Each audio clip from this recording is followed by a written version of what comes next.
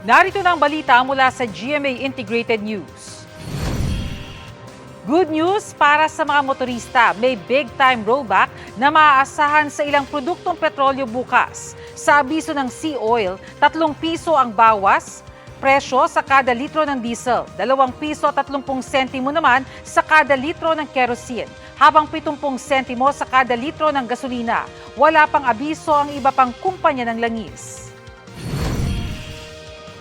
Narito naman ang iba pang balitang binabantayan ng GMA Integrated News. Ilang motoristang hindi otorisadong dumaan sa EDSA busway huli ngayong unang araw ng pagpapatupad ng mas malaking multa. 41 Pilipino at 7 Palestinyong kaanak nila na galing Gaza dumating sa bansa.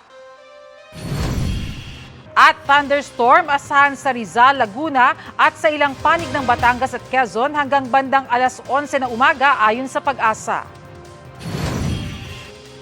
Para sa mas malaking misyon at mas malawak na paglilingkod sa bayan, ako po si Bernadette Reyes ng GMA Integrated News, ang News Authority ng Pilipino.